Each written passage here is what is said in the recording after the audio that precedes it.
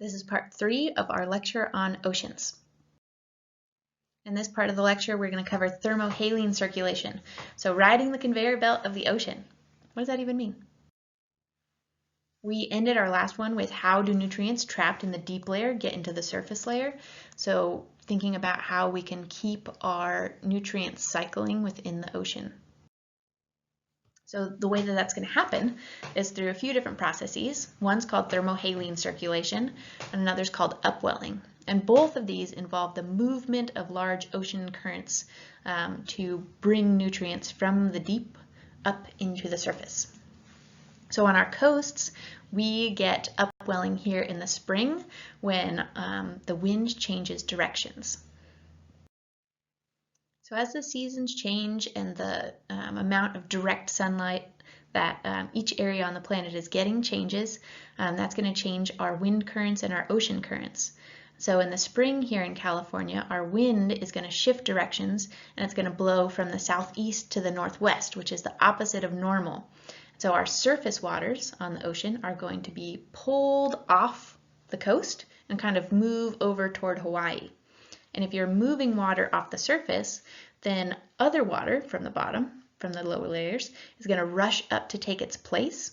So if you go swimming in the Pacific Ocean here in the springtime, it's incredibly cold, colder than it normally is, even though you would think it's supposed to be warming up because we're approaching summer.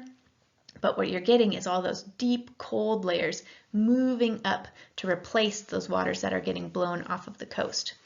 So those cold, deep layers contain a lot of nutrient-rich water, so that's going to rush up toward our coast and provide an abundant food source for any of our phytoplankton that are here on the coast in the spring. So that upwelling, which is what that's called, that upwelling of the cold water up onto the coast, allows for mixing of nutrients seasonally, and it primarily only affects the coast. So we're going to need some other way to be circulating our nutrients. And that brings us to thermohaline circulation. So you can break that word into a couple parts, thermo and haline. Thermo, you're thinking temperature. Haline, you're thinking saline, you're thinking salinity. So our thermohaline circulation is going to be driven by both temperature and salinity changes. So it'll be all about density. So this is going to make a conveyor belt of water that goes all the way around the globe. And it's going to take water from the surface down to the bottom, back up to the surface again. So here is a diagram of how that works. You can see our warmer waters are with the red arrows, and we'll just follow it around a little bit here. So if we're going to start in the Gulf of Mexico, let's say, we have all of this warm water that's been heated by these direct sun rays that are coming across from the equator. So all of this water, the surface water, is getting warmed by that direct sunlight. And then it is moving northward, bouncing off the coast of the east coast of America. And then we come up here, we have the Gulf Stream rushing this warm water up past the UK and Iceland. So the only reason Iceland isn't really that frozen is because you get this nice stream of warm air and water. But as you go up toward the North Pole, it gets cold. The air gets cold, we have less direct sunlight, and so that water starts to cool down. And as it cools, it's also going to sink.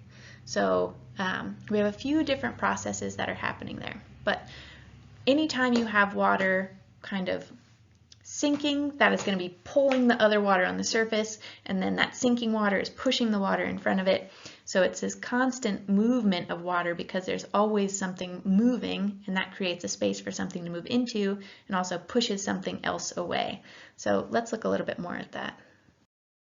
So this great ocean conveyor belt is driven by differential warming because we have a lot of heat from our direct sun rays at the equator. And then if we think about our poles, those get our most diffuse sun rays. And so it's going to be colder, and that cold is going to cause water to sink, and it's going to pull water from the equator up to the poles or down. So at the North Pole, the water on the surface is going to freeze and it's going to become ice. and it's not going to sink weirdly because water is weird and ice is less dense than water. So that ice floats, but it's just pure water, right? So once it freezes, it expels the salt from it. So we have these floating chunks of ice, and the water around them is cold because we're up at the North Pole, and now it's saltier too because we have relatively less water and relatively more salt because we've just removed a bunch of pure water from that. So that means it's really cold and it's really salty. So those two things make it very dense, and that water is going to sink. So here we can see that dense cold water sinking, and it is pushing this water that's on the bottom out of the way and down. And so because we have these large continents in the way, that water gets pushed in certain directions, but it's just getting moved out of the way and then bouncing off other stuff as it goes. And that's sort of what's going to create our conveyor belt and how it moves around. So here you can see that process happening. We're getting our warm air or our warm water pulled from the equator up toward the North Pole. Then we get this sinking as it cools and it expels its salt as it freezes. And so then we have cold, salty water sinking, pushing the water underneath it down past the continents here. And you can follow it as it goes. And then we get back toward the equator, so we start to warm again. We rise as we warm, and then we have some wind currents pulling us this way, and we're still in this sort of equatorial zone, so it stays really warm. And so there's a few little spots here where these currents can mix together, but they don't sink until usually when we hit the North Pole. Here is a really fun video that you should watch. I'm not going to play it now because I'm talking to you right now, but this shows a video of how those ocean currents move around, and it makes it much easier to understand once you can actually see them moving. So one of the major worries with climate change is that this thermohaline circulation is going to slow down. And how would that happen?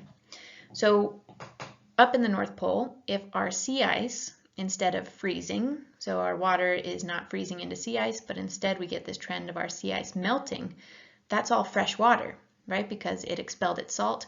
So now we're adding this relatively warm, because it's melted, salt-free water.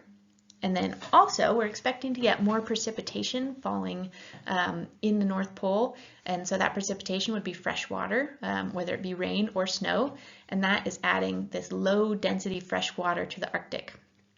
So if you add a bunch of low density fresh water and you don't have that salty cold water sinking, that's just going to cause our conveyor belt to back up instead of being able to push and kind of force the water away. So that could slow down. It's unlikely that it will ever stop, but the speed could drastically change, and that would change how food is delivered throughout the ocean, as well as our coastal climates and even global climates everywhere would change if thermohaline circulation changes. So in addition to having a solid state that's less dense than its liquid state, water has a very high specific heat capacity. So what that means is that water, if you add energy to it, is going to take a long time to change its temperature. So as the sun is beating down on a pool of water, it's going to heat that water up, but it'll heat it up more slowly than it would the same amount of land that was adjacent to it. And the same thing happens for if we were to take that sunlight away, the water would retain the heat for a much longer time than the land would. So water is very slow to change temperature, and it stores a lot of energy. So that affects our global climate, right? Because a lot of people live on the coast and we have a lot of coastal area. So all of our coastal climates are really heavily influenced by this ability of water to maintain heat in the winter and slowly release it, and then to maintain coolness, I guess, as the opposite in the summer, and to kind of absorb a lot of the excess heat.